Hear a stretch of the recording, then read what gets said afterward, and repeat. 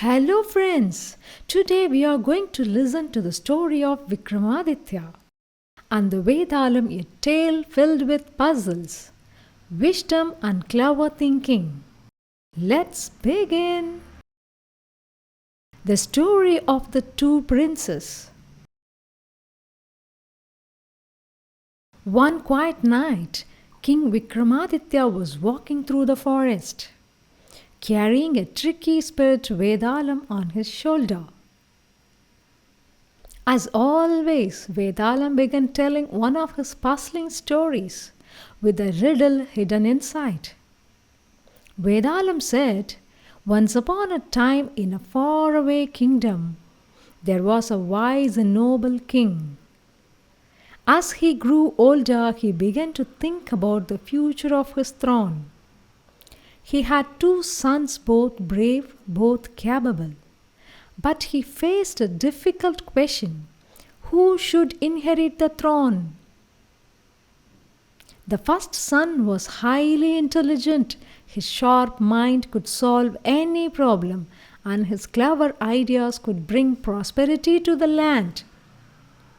The second son was kind-hearted.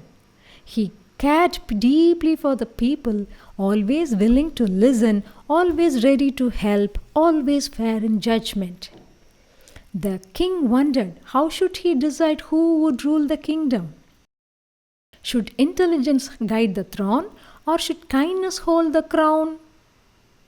Vedalam cackled mischievously and warned, "Vikramaditya, if you know the answer to this riddle and still keep silent, your head will burst. But if you speak, I will fly away back to my tree." So what is the answer? Vikramaditya walked steadily, thinking carefully. The forest winds rustled through the trees as he answered firmly. Both qualities are needed for the great ruler. Intelligence ensures wise decisions, while kindness ensures fairness and justice. If the intelligent one rules alone, he may forget compassion. If the kind-hearted one rules alone, he may lack strategy. But if two brothers rule together, sharing wisdom and compassion, the kingdom will truly prosper. The forest grew silent for a moment. Even Vedalam stopped laughing. Then with a screech, Vedalam shouted, "You are clever, Vikramaditya. You solved my riddle once again. But remember my promise. If you answer, I shall fly away back to my tree." And with a whirl of wind, a very laughter, Vedalam slipped.